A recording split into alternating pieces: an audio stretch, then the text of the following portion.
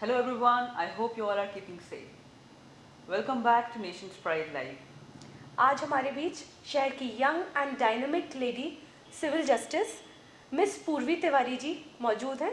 Nations pride live पूर्वी Tiwari ma'am का तहे दिल से वेलकम करता है। Welcome Purvi ji to nation's pride live. Thank you Arpana ji, thank you Batul ji. So Purviji, what made you pursue law given that it is still sort of considered conservative field for women in our society?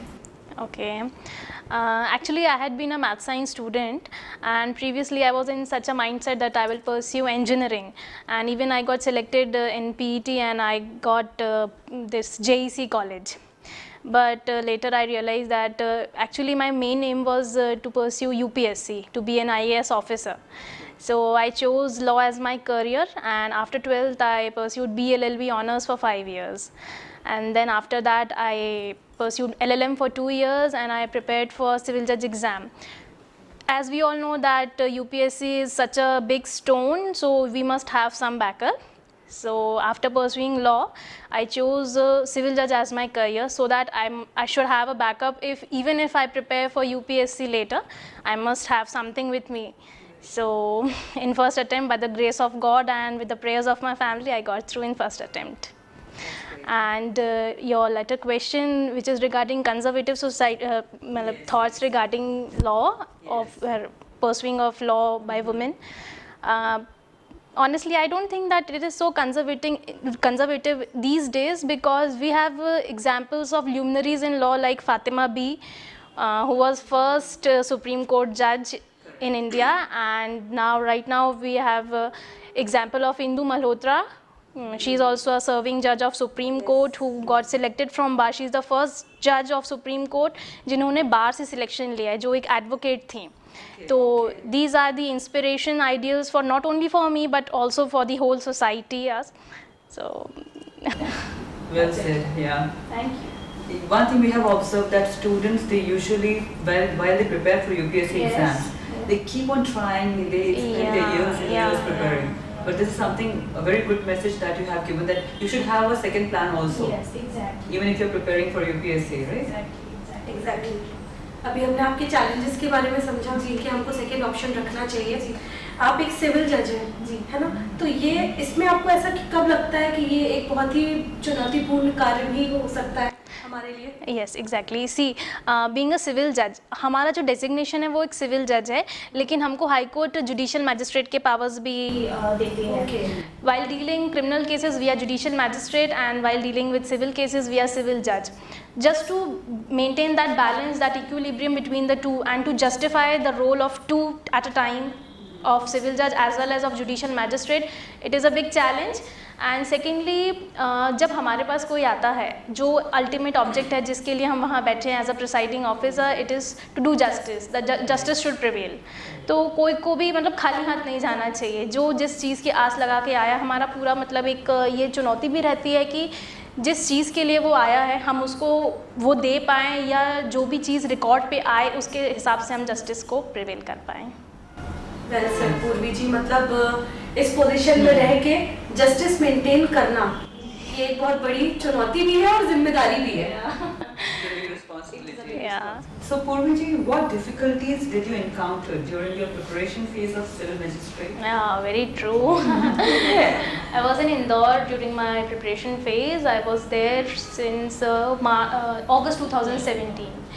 And I was pursuing my LLM also at that time, and 1 year of LLM I had passed, but 1 year was left.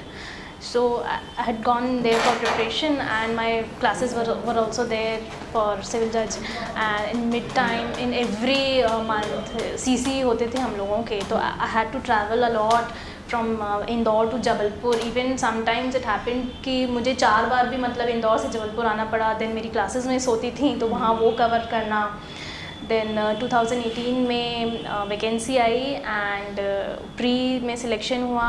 Means का ही time था. आई encountered with dengue. या that was the biggest challenge during this phase, and that was my first attempt. So I was very scared कि मेरे को कुछ मतलब experience भी नहीं है, और कैसे पास्ट ईयर क्वेश्चंस आते हैं कि मैं पहले लिख चुकी हूँ, सो मैं अपनी गलतियों से ही सीख लूँ खुद से. तो and it was like 24th and 25th नवंबर को मेंस था और मेंस का पूरा सेंटर सिर्फ जबलपुर में ही होता है और कहीं नहीं होता है। तो I had to travel from Indore to Jabalpur on 22nd, so that 23rd को मैं यहाँ पहुँचूँ और 24th और 25th को पेपर दूँ।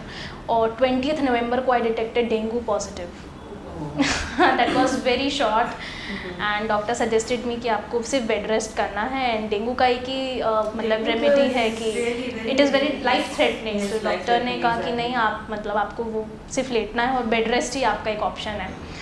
मेरी फैमिली को मैंने बताया तो everyone got scared and फिर मैं 20th को ही ट्रैवल करके आई। I got admitted in hospital for 3 days, 21st, 22nd, 23rd. Then I got discharged and I gave my exam on 24th. Then again I got admitted on 24th night. I got discharged. Okay, and that means you were already suffering from dengue. Dengue, and then yes, you were here for exactly. Drip लगी हुई drip में मतलब exam देने जाती थी and 6 hours का exam होता था एक दिन में। 24th को 6 hours, 25th को 6 hours, 12 hours एग्ज़ाम होते थे।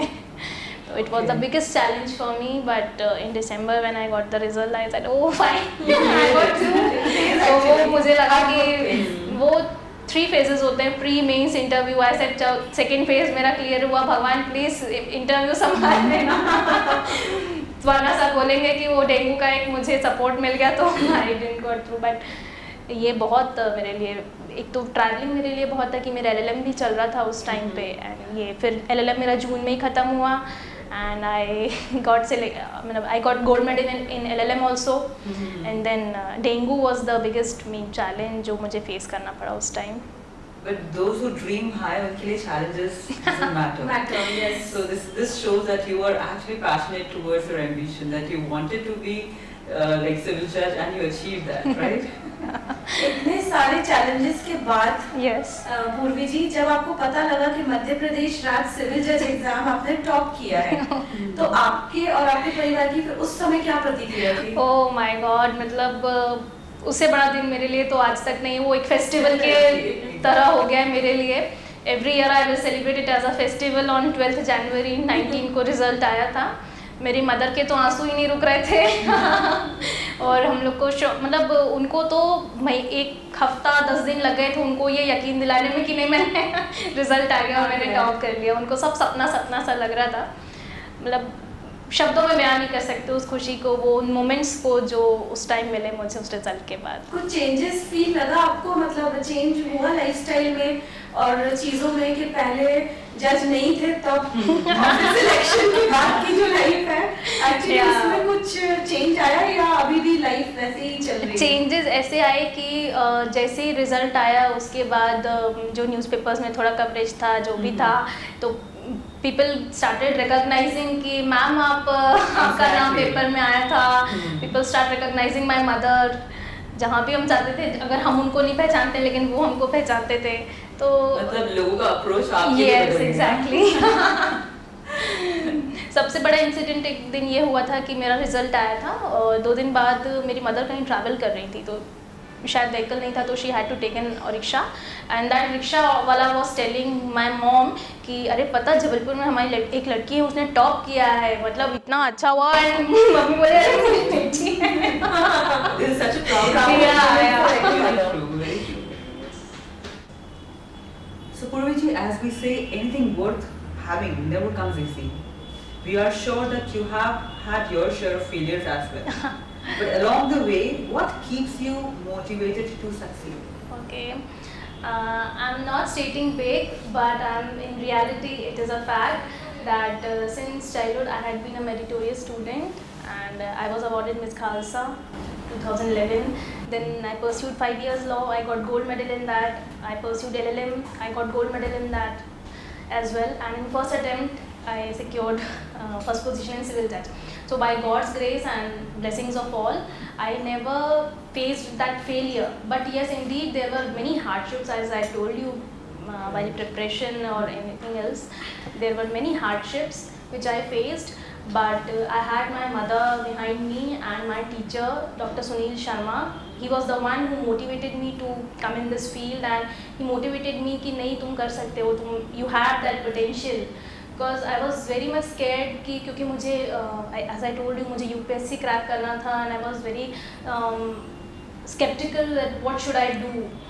सिविल जज का मुझे कोई एम नहीं था, but he was the one who supported me and of course my mother. So these two ideals are like कि ये मेरे लिए माइलस्टोन रहे हैं मेरे सक्सेस के पीछे, and they are the big inspiration for me. That is good that there was someone with you who was Yeah. keeping you motivated throughout. Yeah, exactly. Well, that means we need one motivation factor in our life to keep moving. keep actually succeeding Exactly. regularly. Yes. True. पूर्वी जी, आपके दृष्टिकोण में आज भी हम देख रहे हैं गर्ल चाइल्ड एजुकेशन की जब हम बात करते हैं Yes. तो उसका जो सामाजिक धारणा है वो काफी डिफरेंट रहती है. मतलब हम Yes. आज भी एक ऐसा मानते हैं कि हम पुरुष प्रधान समाज का हिस्सा हैं. Yes. सो एक सिविल जज के रूप में आज आप एक इतने अच्छे नोबल पोजीशन पे हैं, तो इससे आप क्या समाज में बदलाव लाने की आपकी कोशिश रहेगी या आपका इस पे क्या दृष्टिकोण होगा? ये बात आपने बिल्कुल सही करी, क्योंकि हम भी ये चीज़ देखते हैं कि जो गर्ल चाइल्ड की एजुकेशन है उनको लेके या उनका जो करियर सिलेक्शन की चॉइस है उनको बहुत ज़्यादा इन्फ्लुएंस किया जाता है, उन पर बहुत इम्पैक्ट डाला जाता है इस चीज़ का कि वो ये नहीं चूज़ करें, वो अपना दूसरा करियर चूज़ करें, या पढ़ाई के बाद उनको ये ज़्यादा प्रेशराइज किया जाता है कि वो शादी में देखें ज़्यादा अपना और उनका करियर परस्यू नहीं किया जाता. लेकिन मैं इस चीज़ को गलत बोलूँगी और इस पे यही मेरा एक कहना रहेगा कि जहाँ तक मैं जो केसेस डील करूँगी, जहाँ तक मेरे पास जितने केसेस आएंगे, मैं अपने पक्षकार को भी यही सलाह देती हूँ, अगर वो जहाँ तक एक शिक्षा से संबंधित विवाद रहता है या जहाँ पे एक लड़की से संबंधित जो भी एक वाद हमारे सामने आता है, तो उनके लिए यही मैं बोलती हूँ कि इनको जो भी शिक्षाएं हैं, क्योंकि लॉ सरकार ने लॉ सारे बना चुके हैं, उन पे सिर्फ इम्प्लीमेंटेशन होना बाकी है. सारे अधिकार उनके पास है, सारे राइट्स लिबर्टीज उनके पास है, but they have to get implemented. तो जब तक वो ही उनके प्रति सजग नहीं रहेंगे, अपने अधिकारों के प्रति वो सजग नहीं रहेंगे, जब तक उनको अपने अधिकारों के संबंध में पता ही नहीं रहेगा, तो वो उसके बारे में कैसे आगे बढ़ सकेंगे. डेफिनेटली पहले से अभी में थोड़ा फर्क आया है कि थोड़े लोग सजग हो रहे हैं और इस संबंध में अपने आप को सजग करते हुए आगे बढ़ रहे हैं. मेरा यही प्रयास रहेगा कि मैं उनको यही बोलूँ कि keep your self motivated, dream big and pursue your dreams. जब तक अपने आप से आप आगे नहीं आओगे Correct. तब तक कोई भी मोटिवेशन एक्चुअली वर्कआउट नहीं करता. Yes, Very very true. जैसे पूर्वी जी आपने भी नारी के अधिकारों के बारे में काफी Yes. कुछ बताया, तो what is actually women empowerment according to you? Women empowerment, मैं ऐसा देखती हूँ कि जो विमेन है वो सशक्त है खुद में, बस उस शक्ति को पहचानने की आवश्यकता है, उस शक्ति को जानने की आवश्यकता है. हर नारी में एक शक्ति है, अगर हम उसको पहचान जाए, अगर हम उसको आगे ले आए, जागृत कर पाए, तो हर महिला सशक्त है अपने आप में, स्वयं में ही. तो लेकिन फिर भी जो भी, जैसे मैंने कहा कि हमारे पास सब कुछ है, आज जितने भी रिसोर्सेज हैं, we have every resources, we have laws for women जो विमेन को सपोर्ट करते हैं, राइट्स हैं, लिबर्टीज हैं. जब तक वो विमेन के राइट्स और लिबर्टीज इम्प्लीमेंटेशन नहीं होगा, जब तक जो विमेन है वो मेल्स के इक्वल स्टैंडिंग में फुट पे खड़ी नहीं हो पाएंगी, तब तक एक ऐसा समाज में मैसेज नहीं जा पाएगा कि विमेन जो है और मेन भी इक्वल आ पाई हैं. थोड़ा सा इक्वालिटी को जो है वो मेंटेन करना ज़रूरी है और अपने अधिकारों के प्रति सजग होना ज़रूरी है. ये आपने बहुत सही कहा कि हमें इक्वालिटी चाहिए. जो हम कहते हैं नारी के अधिकारों की जब बात आती है, इक्वालिटी पे बात की मैम ने जी. और अपनी राइट्स पे बात की है. Sorry, Right. तो ऐसे कुछ राइट्स हैं मैम जो इन जनरल हम महिलाओं को नहीं पता, और आप नेशंस प्राइड के माध्यम से ये बताना चाहोगे कि भाई ये राइट्स बेसिक राइट्स हैं कि इन पे हम लोग कभी भी वी कैन कुछ एक सोशल चीजें जिस पे हम हमेशा सिविल तरीके से या प्रोफेशनली हम वर्कआउट कर सकते हैं. देखिए, like we have education, right to education. सबसे महत्वपूर्ण जो शुरुआत होती है वो होती है शिक्षा से. जब तक शिक्षा ही नहीं रहेगी, लोगों को उनके अधिकारों के बारे में या किसी भी संबंध में उनको पता नहीं चल पाएगा. तो we have right to education. और महिलाओं से संबंधित जैसे क्रुएल्टी है, शादी के बाद उनके साथ जो भी घटनाएं घटती हैं उनके हस्बैंड के द्वारा या उनके घर परिवार के द्वारा, तो उनके पास सेक्शन 498A है. देन अगर दहेज से संबंधित कोई समस्या आती है तो हमारे पास दहेज से संबंधित भी एक एक्ट है और IPC में भी उसका प्रावधान है. और अगर जो महिलाओं के प्रति जो हिंसा होती है उसके अगेंस्ट भी एक एक्ट बना हुआ है घरेलू हिंसा के अंतर्गत. तो महिलाओं के पास हर तरह के रिसोर्सेज हैं, बस उनको दबने की और डरने की आवश्यकता नहीं है. तो अपने अधिकारों को लेके थोड़ा सजग हो और आगे बढ़े. और अपनी शक्ति को पहचाने जो सब एक नारी के अंदर होता Then only it's complete नारी बहुत समाज। अच्छी बात बताई आपने आज पूर्वी जी, और जो आपने लेडीज़ के अधिकारों की बात बताई है, हम चाहेंगे कि आज आप नेशंस प्राइड के प्लेटफॉर्म पे एक स्ट्रॉन्ग मैसेज, क्योंकि आज आप एक बहुत बड़ी पोस्ट होल्ड पे हो, यू आर सिविल जज, तो एक हमारी ऑडियंस को आप एक स्ट्रॉन्ग मैसेज दीजिए। Yeah, sure. See, we all know that हमारी जो लाइफ है वो फुल ऑफ स्ट्रगल से भरी होती है एंड डेली हमें कुछ ना कुछ सीखने को मिलता है. Life is all about learning, so never stop learning and keep patience, hard work and self discipline. ये 3 चीज़ एक ऐसी एसेंशियल्स हैं जिनकी हमें हमेशा रोज़ ज़रूरत पड़ेगी. B focus towards your goal, never lose your heart. तो अभी नहीं तो कल आपका जो गोल है, जो आप अचीव करना चाहते हैं, वो आपको एक ना एक दिन ज़रूर मिल जाएगा. Just don't get disheartened, dream big and pursue your dream. Thank you. आज हमारे बीच पूर्वी तिवारी जी मौजूद थी, जो एक यंगेस्ट सिविल जज मध्य प्रदेश की है, जिनकी लाइफ स्टोरी से हमारी ऑडियंस ने काफ़ी इंस्पिरेशन लिया होगा और काफ़ी कुछ नॉलेज लिया होगा अबाउट वुमेन एम्पावरमेंट ऑल्सो. सही कहा बतुल जी आपने. पूर्वी जी की लाइफ जर्नी से हमारे यूथ को, महिलाओं को, लड़कियों को उनकी इंस्पायरिंग और मोटिवेशनल जर्नी समझने का मौका मिला.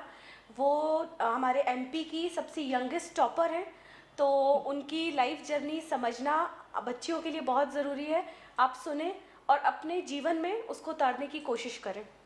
एग्जैक्टली अर्पना, आज के लिए बस इतना ही. बहुत जल्द हम रूबरू होंगे एक नई शख्सियत के साथ नेशंस प्राइड लाइव पे. बिल्कुल, तब तक आप घर पे रहें, सेफ रहें और हमारे नेशंस प्राइड लाइव को सब्सक्राइब करिए, देखिए और हमसे जुड़े रहिए. Till then, stay safe, stay healthy, stay at home. Thank you.